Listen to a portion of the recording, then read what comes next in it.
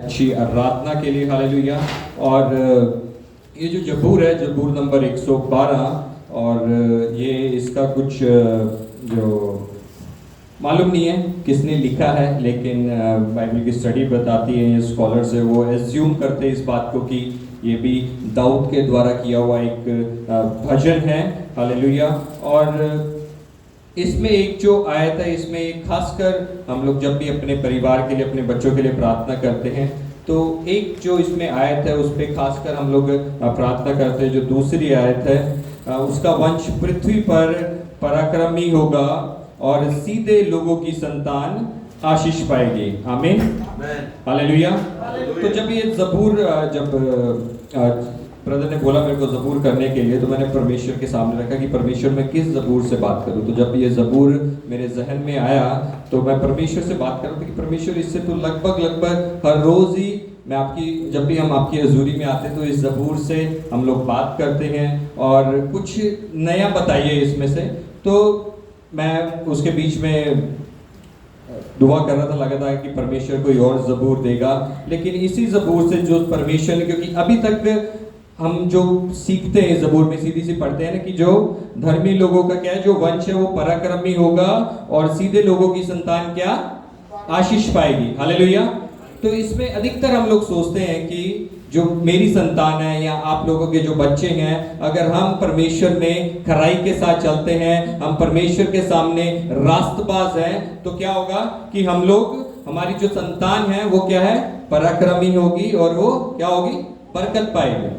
तो आज जिस विषय पे हम लोग बात करेंगे, थोड़ी सी पराक्रमी जो शब्द है, क्योंकि बरकत आप सभी जानते हैं, मसीहियों में मेरे ख्याल से यीशु मसीह से ज्यादा जो बरकत वर्ड है ज्यादा पॉपुलर है। कहीं भी चले जाओ बरकत बरकत गाना बना हुआ है, सब कुछ है, तो उसके बारे में हम लोग बात नहीं करेंगे। जो बात करेंगे वो पराक्रमी, उर्दू में क्या है इस पे, जोरावर। जोरावर, तो आप शब्द देख सकते हैं कि बहुत ही पावरफुल शब्द है, बहुत हैवी वर्ड है जिसको आप बोल सकते हैं ना कि जोरावर हिंदी में लिखा हुआ है, पराक्रमी इंग्लिश में बोलते हैं माइटी। तो बहुत पावरफुल है। यदि हम देखें तो ऐसा व्यक्ति जो शक्तिशाली है, जो असाधारण है, जो ताकतवर है। और आप यदि पराक्रमी शब्द हम देखें तो आप जब इस शब्द का इस्तेमाल करें तो पुराने नियम में कौन आपके जहन में आता है सबसे पहले कि कौन पराक्रमी था? समसून जोरावर था और मूसा पराक्रमी था, बड़े बड़े खुदा ने उसके जरिए काम किए। और खुदा का कोई दास आता है, एलिया, एलीशा, जोशुआ। जोशुआ के जो पराक्रमी काम थे, उसने क्या, किसको रोक दिया था? सूरज को रोक दिया। तो वो एक पराक्रमी का काम था। यदि अब मैं उसके बाद में जब हम इसमें बात कर रहे थे कि मैं परमेश्वर में वहां पे जाके बोलूंगा तुम परमेश्वर को मानो और तुम्हारी क्या है, संतान आशीष पाएगी। तो परमेश्वर क्या है, कह रहा है कि मैं क्या है, वंशों का परमेश्वर हूं। आज जिस तरह से, जैसे एना ने जब ये गाना लिया, कि कौन सा गाना लिया था, अब्राहम, इसहाक और याकूब का खुदा। हालेलुया। तो परमेश्वर आज ये नहीं चाहता कि सिर्फ आप खराई से चले, आप धार्मिकता से चले तो आपके जो बच्चे हैं वो पराक्रमी होंगे, वो बरकत को पाएंगे। लेकिन परमेश्वर आज आप हर किसी से इंडिविजुअल से बात करना चाहता है कि आप किसकी संतान हैं, आप किसके बच्चे हैं। क्या परमेश्वर से बड़ा कोई धर्मी है इस दुनिया में? यीशु मसीह को जब किसी ने भला कहा तो उसने कहा कि परमेश्वर को छोड़ के कोई भी भला नहीं है और आप और मैं उसी परमेश्वर की संतान हैं। हालेलुया। उसने कहा जितनों ने उस पर विश्वास किया उसे परमेश्वर का बेटा और बेटी होने का अधिकार किया। Hallelujah, hallelujah. तो आज हमें जिस चीज के ऊपर गौर करने की जरूरत है, जिस चीज को फिक्स करने की आवश्यकता है, वो हम कि क्या हम उसकी संतान है या नहीं है। तो यदि आप उसकी संतान है तो आप आशीषित भी होंगे, आप बरकत वाले भी होंगे और आप जोरावर भी होंगे, माइटी भी होंगे, और कोई दुनिया की ताकत आपके सामने खड़ी नहीं हो पाएगी। मूसा पराक्रमी था, कोई मिस्र की सेनाएं उसे रोक नहीं पाई, कोई फिरौन राजा उसे रोक नहीं पाया। एलिया से वहां के राजा डरते थे। हालेलुया। क्योंकि वो पराक्रमी था। उन्होंने परमेश्वर के साथ अपने रिश्ते को ऐसा स्थापित कर लिया कि वो ऐसा करीबी परमेश्वर के साथ चलते थे कि उनके साथ पाकरू कभी कभी नहीं, हमेशा रहता था पाकरू उनके साथ में। आज हमें नए नियम में जब हम आते हैं, यीशु मसीह के क्रूस पे मारे जाने से, उसके हमारे पापों के लिए लहू बहाने से आप सबको, मुझे ये प्रिविलेज मिली है। हालेलुया। यदि हम वचन में देखें, रोमियो 8:14 में, हालेलुया, तो वहां पे बाइबल बताती है हमें, हालेलुया, थैंक यू जीसस। तो वहां हम लोग देखते हैं कि हम सबको परमेश्वर ने उसकी बेटे और बेटियां होने का अधिकार दिया। हालेलुया। जितने परमेश्वर की आत्मा के चलाए चलते हैं वे परमेश्वर के क्या हैं? पुत्र हैं। रोमियो 8:14, फिर यूहन्ना 1:12 है, जितनों ने उस पर विश्वास किया उन्हें परमेश्वर के बच्चे या संतान होने का अधिकार मिला। तो अभी ये दो चीजों पे हम लोग बात करके उसके बाद खत्म करेंगे। हालेलुया। क्योंकि क्या है कि जब जितनों ने उसके ऊपर विश्वास किया उन्हें परमेश्वर की संतान होने का अधिकार मिला। लेकिन जो रोमियो 8:14 है, वहां लिखा है जितने परमेश्वर की आत्मा के चलाए चलते हैं वे परमेश्वर के पुत्र या पुत्री कहलाएंगे। तो क्या फर्क है इन दोनों वचनों में? एक में लिखा हुआ है, ये लिखा है यहाँ पे पुत्र या पुत्री, बहन है तो पुत्री, भाई है तो पुत्र, और दूसरी जगह लिखा वो संतान कहलाएंगे। तो क्या फर्क है इन दोनों वचनों में? समझ आया क्या सवाल पूछा मैंने? कि यहाँ पे लिखा हुआ है जो, इसलिए जो लोग परमेश्वर की आत्मा के चलाए चलते हैं वो क्या कहलाएंगे? पुत्र कहलाएंगे। और दूसरी जगह लिखा हुआ है क्या? संतान कहलाएंगे। क्या फर्क है इसमें, इन दोनों वचनों में?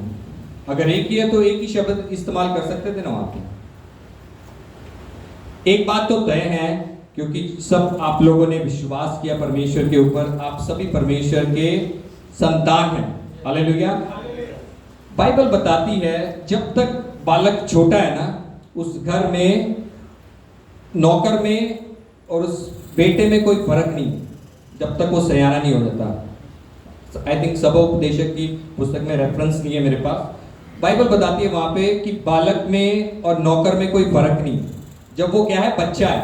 तो वही संतान जो शब्द यहाँ पे कि जितनों ने उसके ऊपर विश्वास किया उन्हें क्या? परमेश्वर की संतान होने का अधिकार मिला। तो इसमें कोई शक नहीं है। आप परमेश्वर पर विश्वास करते हैं, पापों से पश्चाताप करते हैं, बपतिस्मा लेते हैं, आप परमेश्वर की संतान बनाते हैं, आप स्वर्ग राज्य भी जाएंगे। लेकिन क्या आप पराक्रमी जीवन जीना चाहते हैं या नहीं चाहते? कितने लोग चाहते हैं कि मेरी जो जीवन है वो पराक्रमी हो, असाधारण ना हो, और मैं एक इंपैक्टफुल लाइफ जीऊं परमेश्वर के राज्य के लिए? कितने लोग चाहते हैं इसको? आमीन।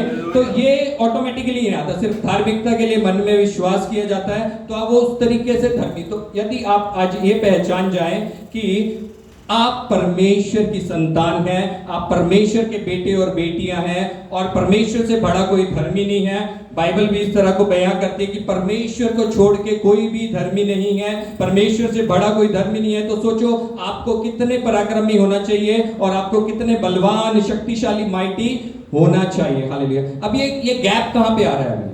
अगर आज हम पराक्रमी नहीं हैं, आज हम जोरावर नहीं है, तो गैप कहां पे है? वो कहीं तो गड़बड़ है ना। परमेश्वर का वचन इस तरह से बयां कर रहा है यहाँ पे कि आप पराक्रमी होंगे, धर्मी जन की संतान आशीष पाएगी और जोरावर होगी। अब आप सब लोग इस बात पे तो विश्वास रखते हैं कि चलो मैं बोलूं कि मुकेश एक धर्मी है, आधे जने विश्वास करेंगे, आधे नहीं करेंगे। लेकिन बाइबल बताती है कि परमेश्वर धर्मी है या नहीं है? कितने लोग विश्वास करते हैं? बोलो हालेलुया। परमेश्वर धर्मी है। तो अब एक मौका, प्रॉब्लम किस में? अभी प्रॉब्लम है हमारे अंदर। और इसमें ये जो जबूर है, इसमें खासकर जो तीन इसको बांट सकते हैं कि कौन धर्मी लोग हैं, किस तरह से उनके कार्य हैं। धर्मी उधार देता है, धर्मी ऐसा करता है, धर्मी दरिद्रों की मदद करता है, उधार देता है, और जो भी यहाँ पे आप लोग देखते हैं वो कैसा होगा। ये तो एक है धर्मी, उसके कार्य और उसका रिजल्ट क्या है। तीन चीजों में है उसमें, जो इसमें अगर हम इसको डिवाइड करें, तीन चीजें उसमें क्या से आती है आपकी धार्मिकता। धर्मी होने के नाते आपके कार्य क्या है? क्योंकि क्या है, बिना कामों के हमारा क्या विश्वास क्या है? मुर्दा है वो। तो जो हमारा विश्वास से हम लोग धर्मी ठहरे, उसके बाद हमारे काम कैसे होने चाहिए और उसका रिजल्ट क्या है, किस तरह की जिंदगी होगी आपकी। तो आज इसी बात पे चलेंगे जो है, क्योंकि आज बच्चे तो हैं हम लोग सब, परमेश्वर की संतान है, बच्चे हैं, लेकिन अभी हमें इस वाले लेवल पे पहुंचने की जरूरत है। तो इस लेवल पे हम कभी पहुंचते हैं जब हम आत्मा के चलाए चलते हैं। आत्मा के चलाए चलने का मतलब क्या है कि हम जब शरीर के कामों पे विजय पाते हैं। हालेलुया। तो ये बहुत जरूरी है। अभी शरीर के काम क्या है? क्या है शरीर के काम? आपको सबको मालूम है, लेकिन हम उन पे जोर पा रहे हैं धीरे धीरे, कुछ पा रहे हैं, कुछ धीरे। एक जब भी हम लोगों ने प्रेयर वॉक शुरू की थी, तो पास्टर जी बोला कि तुम लोग प्रेयर वॉक करोगे ना, तुम्हारी अपनी स्पिरिचुअल लाइफ बिल्ड होगी। तो मुझे समझ नहीं आई होगा, तो कुछ चीजें तुम्हें नहीं पूछनी चाहिए। एक समय आता है कि परमेश्वर सिखा देता है। हम लोग यहाँ पे दुआ करेंगे घूम के इस एरिया के लिए, और ये दूसरों के लिए बरकत का कारण ठहरा होगा, दूसरों के लिए हमारी अपनी स्पिरिचुअल लाइफ कैसे बिल्ड होगी। तो अब हम लोग देखा तो हम लोग परख रहे थे कि हम लोग क्या बातचीत करते हैं उसके बाद में। तो अभी भाई लोग जब हम बैठ के बात करते हैं तो सब लोग जाहिर करते हैं कि हम कैसे वहाँ पे इकट्ठे होकर परमेश्वर के सामने काम कर सकते हैं। एक भाई बता रहे थे कि मेरा एक टारगेट होता है कि मैं ऐसे में इतने घंटे प्रार्थना करूँ ये, लेकिन अब उसे समझ आया कि आप 10 घंटे भी प्रार्थना में बैठ जाएं, लेकिन आप जब तक शरीर के कामों पे फतेह नहीं पाते, आप एक पराक्रमी, एक जयवंत जीवन नहीं जी सकते। आपने टाइम टेबल बनाया हुआ है कि मैंने सुबह 1 घंटा बाइबल पढ़नी है, शाम को 1 घंटा बाइबल पढ़नी है। इसलिए नहीं कि आप परमेश्वर से प्यार करते हैं, कि इसलिए नहीं कि ये परमेश्वर का लव लेटर है आपके पास, लेकिन क्या है, वो शरीर की तरह से एक रूटीन बनी है, मैकेनिज्म है वो, कि ऐसे ये करना है, ऐसे ही करना है। लेकिन आत्मा के चलाए जो चलने वाला सिस्टम है ना, वो 24 घंटे का, वो सुबह 1 घंटे का नहीं है, संडे का नहीं है। जब आप काम कर रहे हैं तो भी आत्मा आपके साथ है। क्या है, जब हम चलते हैं तो आत्मा हमारे साथ चलता है, क्योंकि पौलुस कहता है ना कि क्या तुम नहीं जानते कि तुम क्या पवित्र आत्मा के मंदिर हो। जब तुम चलते हो तो पवित्र आत्मा चलता है, तुम काम करते हो तो पवित्र आत्मा काम करता है। तो आप क्या बोलते हो, क्या सुनते हो, लेकिन क्योंकि शरीर के काम में ना बड़ा मजा आता है उसको करने के, अभी रिजल्ट है जो उसका वो बड़ा अच्छा लगता है, जो 2 मिनट का रिजल्ट है। लेकिन आत्मा के काम है फास्टिंग करो, अच्छा खाना बना हुआ है, सब कुछ करना है। शरीर कभी भी सुबह थोड़ा सा सपोर्ट करेगा, लेकिन बाद में लंच टाइम आएगा तो थोड़ा बोलेगा नहीं आज खा लो, कोई नहीं कल से कर लेना। वो फिर कल कभी नहीं आता, वो कल किसी ने नहीं देखा ऐसा वाला। वो प्रार्थना, सुबह जल्दी उठना, कम सोना, कम खाना, कहीं बातचीत हो रही है। आज सुबह जो पासे सिखा रहे थे कि थोड़ी जो शारीरिक पार्टियां हैं उसको थोड़ा कम कर देना, हर दिन दावत को कम कर देना, ना बोल देना किसी को, अपने फोन को ना बोलना, ये शरीर के काम है। उनके ऊपर यदि हम विजय पा ली, परमेश्वर ने अपना काम कर दिया, क्योंकि इफिसियों की पत्री बताती है कि मसीह यीशु में हमें सारी आत्मिक बरकतें दे दी हैं स्वर्गीय स्थानों में। परमेश्वर ने अपना काम कर दिया, परमेश्वर से बड़ा कोई धर्मी नहीं है। तो आज हमें अपने को फिक्स करने की जरूरत है और हमें इस वाले लेवल पे आने की जरूरत है कि क्या हम अभी भी बच्चे हैं, या परमेश्वर हमें मांस दे सकता है, परमेश्वर हमें कठोर मीट दे सकता है 8 मास, या सिर्फ दूध ही पीते रहेंगे हम लोग। तो आज हम जांचे अपने आप को, परखे अपने आप को, अपनी धार्मिकता से नहीं, क्योंकि हम परमेश्वर का वचन बार बार कहते हैं कि परमेश्वर से धर्मी कोई नहीं है। और यदि आप देखेंगे, और जो आखिरी आयत है फिर ये आपकी जिंदगी में पूरी होगी। पहली आयत कब पूरी होगी? जब हम आत्मा के चलाए चलेंगे। दूसरी आयत की उसका वंश, आप परमेश्वर के वंश है। हालेलुया। आपका जो डीएनए है अभी आपके माँ बाप से नहीं, अभी क्या आप यीशु मसीह के लहू से मोल लेके खरीदे गए हैं। हालेलुया। जो बीमारियां आपके माँ बाप को थी लहू की, वो आपके ऊपर नहीं आएंगी, क्योंकि आप यीशु मसीह के लहू से खरीदे गए हो। आपकी बीमारियां, आपके श्राप सब टूट चुके हैं यीशु मसीह के सामर्थ्य नाम में। तो वो चीजें मायने नहीं करती हैं। जब आप ये सब चीजें पूरी कर लोगे, जो जो यहाँ पे हैं 1 से लेके 9 तक, उसके बाद आप देखोगे दुष्ट इसे देखकर कूड़ेगा, वह दांत पीस पीस कर गल जाएगा, दुष्टों की लालसा पूरी नहीं होगी। तो हर एक जो शैतान की योजना है तुम्हारी जिंदगी में, उसे परमेश्वर नाश करेगा। इसमें लिखा है कि गल जाएगा वो दांत पीस पीस के, कि भैया इसकी क्या है, इसकी जो जोरावर है, इसका जो काम है क्या हो गया। अगर इस आत्मा के चलाए आप चलोगे, और अब देखोगे कि शैतान को आप हमेशा हारा हुआ देखोगे, चाहे ऑफिस में लोग आपके खिलाफ खड़े हों, मायने नहीं रखता। जिस तरह से ये परमेश्वर ने योशुआ को कहा था कि कोई मनुष्य तेरे सम्मुख खड़ा ना होने पाएगा, वो जोरावर था, हालेलुया। एलिया के सामने कोई खड़ा नहीं हो पाया, हालेलुया। मूसा को लाल समुंदर नहीं रोक पाया, हालेलुया। उसी परमेश्वर की हम भी आराधना करते हैं और उनसे ज्यादा प्रिविलेज है आज हमें, हालेलुया। आज मौका हमारे पास है, बरकतें हमें दे दी गई हैं जो यीशु मसीह के क्रूस पे बहाने से परमेश्वर हमारा धर्मी पिता है। तो आज सिर्फ और सिर्फ जो हमें काम करने की जरूरत है, अपने ऊपर करने की जरूरत है, और किसी के ऊपर काम करने की जरूरत नहीं है। अपनी कामों के ऊपर हमें जांचने की जरूरत है, शरीर के कामों पे। यदि मतलब थोड़ी सी बात होती है, यदि आप 4 दिन मना करो ना किसी को, आपके ऑफिस में भी माहौल आपके हिसाब से होगा। पराक्रमी का मतलब ही यही है कि ऑफिस में भी लोग आपके हिसाब से चलेंगे, काम के आपका अरबाब आपके हिसाब से चलेगा। जब आप खरे चल रहे हैं, उन्हें पता है वो आपकी इज्जत करेगा। अरबाब ने भी वही बात करी, आपने भी अरबाब को खुश करने के लिए गंदा मजाक कर लिया या उसकी हाँ में हाँ मिला दी, नहीं, ऐसा नहीं होगा। आप 4 बारी मरेंगे, पहली बारी में भी गुस्सा होगा, दूसरी तीसरी बारी वो इज्जत करेगा, चौथी बारी किसी का हौसला नहीं होगा आपके साथ गंदा मजाक करने के लिए, उल्टी सीधी बात करने के लिए, हालेलुया। मेरे ऑफिस में बड़े बड़े जो हमारे से ऊपर डायरेक्टर लेवल्स पे हुआ, उनको मालूम है जब मैं वहां पे हूँ वो कोई इस तरह का मजाक नहीं करते हैं, उसको मालूम है नहीं करते ऐसे।